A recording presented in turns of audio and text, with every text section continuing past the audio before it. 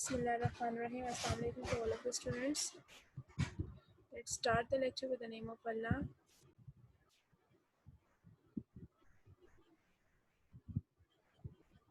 أعوذ بالله من الشيطان الرجيم بسم الله الرحمن الرحيم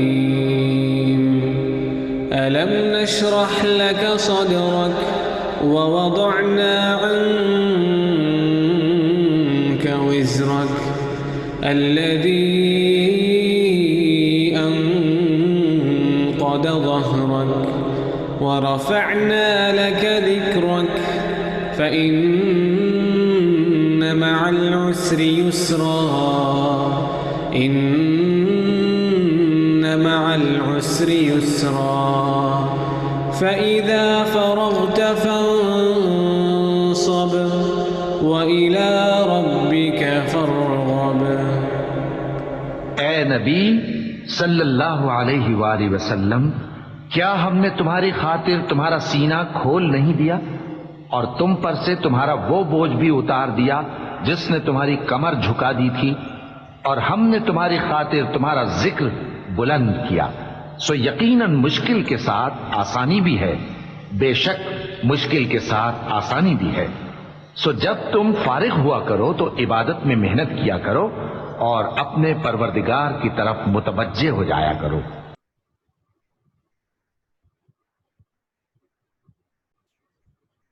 Today we will do the numerical problems of unit number 5, 9th class physics. Okay, the first numerical is this. Find the gravitational force of attraction between the two spheres of each mass of 1000 kg.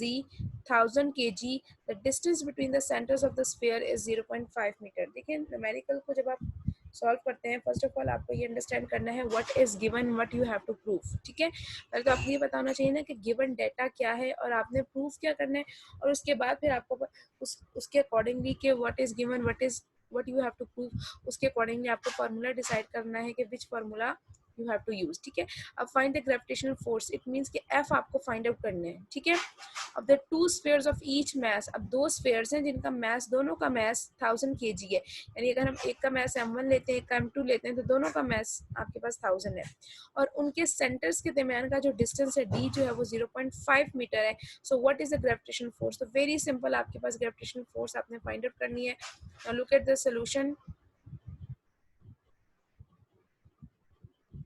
This one, mass of each sphere m1 m2, यानी m1 और m2 दोनों equal है, that is equal to 1000 kg। ठीक है ना, और उनके दरमियान जो डिस्टेंस है that is equal to 0.5 metre, and you have to find out the required आपको क्या है, या what you have to find.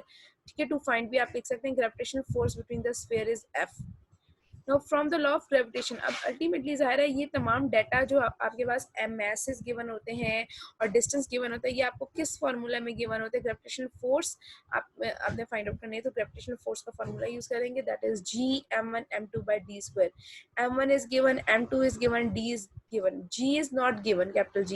तो कैपिटल g की वैल्यू अंडरस्टूड है, दैट इज द कांस्टेंट, और उसकी वैल्यू होती है 6.67 into 10⁻⁻11। ठीक है, तो ये आपके पास ये जो है इसका आंसर आएगा, आप इसको सॉल्व करेंगे।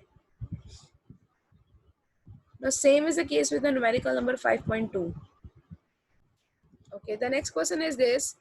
The gravitational force between the two identical lead spheres kept at 1 meter apart is 0.006673 Newton. Find their masses.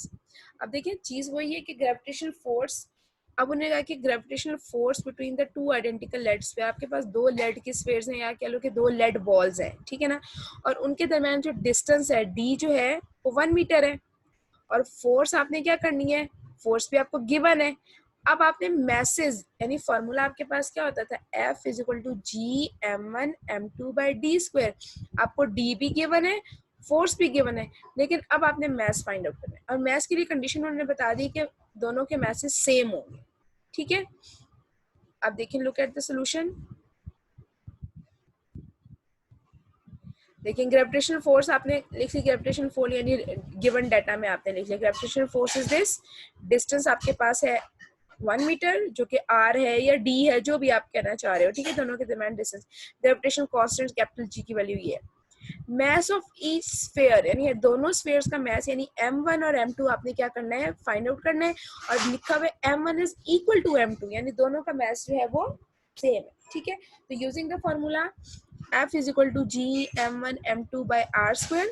अब आपको ये चीज चाहिए, m1 और m2 ये चाहिए, आप इसको एक साइड पे रहते हैं, बाकी तमाम वैल्यूज को दूसरी साइड पे करते हैं, r को मल्टीप्लाई करवा दें f के साथ, ठीक है, और g डिवाइड हो जाएगा। The formula will be m1 m2 is equal to f r square divide by g। f की वैल्यू आपके पास है ना, ये देखें ये वाली है 0.006673। r की वैल्यू भी आपको गिवन है 1 का स्क्वायर लेंगे, और g की वैल्यू भी आपको गिवन है, ठीक है, आप फाइंड आउट कर लेंगे। वैल्यूज आपने पुट की तो आपका आंसर आ गया m1 multiply by m2 is equal to this. लेकिन देखिए m1 और m2 ये तो दो मल्टीप्लाई हो रही है ना टर्म्स, आपको तो पहले simple, so as given in the data that m1 is equal to m2, m1 और m2 दोनों एक दूसरे के इक्वल है। तो आप क्या करेंगे, मैं इसको इस तरह से कर देती हूँ,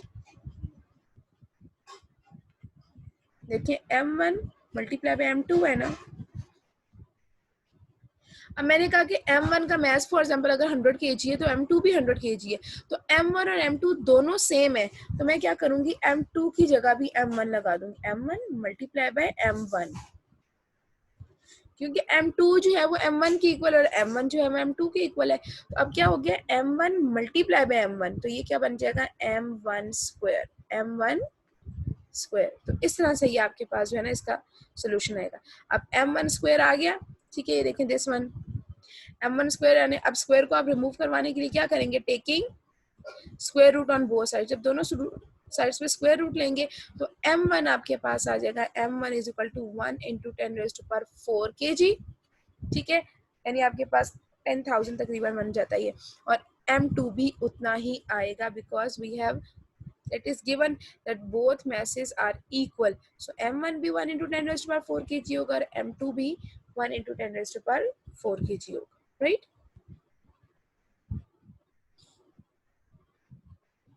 Now the third numerical, find the acceleration due to gravity on the surface of the Mars. The mass of the Mars is 6.42 into 10 raised to power 23 kg and its radius is 3370 kilometre. देखिए अब find the acceleration, अब आपको small G की value find out करनी है, ठीक है, formula हमने डिराइव किया था उसका, ठीक है, स्मॉल जी की वैल्यू फाइंड आउट करनी है ऑन द मार्स। मार्स पे आपने स्मॉल जी की value acceleration due to gravity find out करनी है when the mass of the Mars is given and its radius is also given. 5.3 देखिए, mass of the Mars is given, radius of the Mars is given, ठीक है, kilometre में था, आपने metre में convert करेंगे यानी बाय मल्टीप्लाइंग इट विद 1000, ठीक है, 1000 के साथ मल्टीप्लाई करवाया। ग्रेविटेशनल एक्सेलरेशन जी आपने फाइंड आउट करनी है फॉर द मार्स, तो जी का फॉर्मूला क्या होता है, G M by R square. G means gravitational constant, m mean mass of the Mars that is given, and r is the radius of the Mars that is also given, ठीक है। so when you will solve it you will get the answer 3.77 meter per second square, ठीक है, तो that is the value of gravitational acceleration at Mars. Now the next numerical, the acceleration due to gravity on the surface of the moon is 1.62 meter per second square. The radius of the moon is 174. जो find the mass of the moon. अब देखिए वही formula है, देखिए acceleration due to gravity of the moon यानी g, small g आपको given है, radius भी गिवन है। अब आपको mass of the moon find out करना था, प्रीवियस न्यूमेरिकल में क्या था, आपने mass of the Mars find out करना था। अब आपको mass गिवन है, आपने उस पहले आपको mass गिवन था, आपने एक्सेलरेशन फाइंड आउट करनी थी। अब आपको एक्सेलरेशन गिवन है, you have to find out the mass, ठीक है, तो इसके लिए क्या करेंगे, अगेन सेम फार्मूला यूज होगा। लुक एट द डाटा, ये देखें, gravitational acceleration gm, small gm यानी gravitational acceleration at moon given, radius of the moon in kilometre given, you have to convert it in metre by multiplying it with 1000। Gravitational constant आपके पास given है sorry, mass of the moon आपको given है, ठीक है। उसके बाद आपने you will use this formula, ठीक है, वही जो फार्मूला था स्मॉल जी का, स्मॉल जी का फार्मूला क्या था, हम लिख लेते हैं यहाँ पे, small G is equal to G M divided by R square. ठीक है, G M by R square, ये स्मॉल जी का। अब बिकॉज हमने इस डाटा में हमने एम फाइंड आउट करना है ना, ये एम फाइंड आउट करना है, तो हम इसको अरेंज कर लेंगे, G R square by capital G हो जाएगा। स्मॉल जी की वैल्यू आपको गिवन है 1.62, रेडियस भी आपको गिवन है, कैपिटल जी भी गिवन है, वैल्यूज पुट करेंगे, you will get the answer. Right students, calculate the value of g at the height of 3600 kilometer above the surface of the earth। अब देखिए यहाँ पे आपने ग्रेविटेशनल एक्सेलरेशन ही find out करनी है, लेकिन अब यहाँ पे ग्रेविटेशनल एक्सेलरेशन एट हाइट आ गया है। ठीक है, कि आपने एक सर्टेन हाइट पे g की value at the height of 36 kilometre above the surface of the अर्थ, यानी अगर आपके पास, मैं आपको यूं बताऊं कि अगर आपके पास ये अर्थ है, ये अर्थ का रेडियस है, ठीक है, और ये सरफेस है जहां पे ये, ठीक है, ये सरफेस है। अब सरफेस से ऊपर भी कितनी हाइट पे है, यानी हाइट आपके पास 3600 किलोमीटर। ठीक है, सरफेस ऑफ द अर्थ से ऊपर इतनी हाइट पे, अगर इस हाइट पे कोई भी बॉडी हमने प्लेस की है, तो वहां पे आपने जी वैल्यू फाइंड आउट करना है, स्मॉल जी की वैल्यू। ठीक है, तो इसका मतलब है कि ये टोटल हाइट जो हो जाएगी वो आर प्लस एच बन जाएगी, आर प्लस एच बन जाएगी। ठीक है, now we will move towards the solution.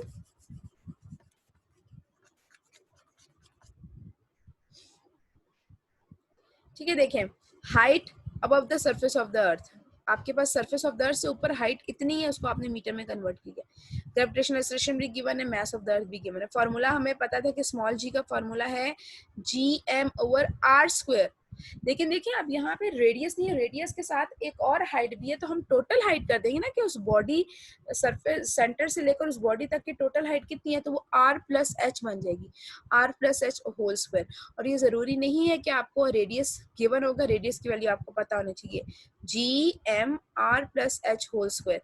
When you will solve this, you will get the answer 4 meter per second square। तो that is the gravitational acceleration आपके पास है जो कि इस हाइट पे है। तो देखिए यहाँ से ये भी प्रूव हो गया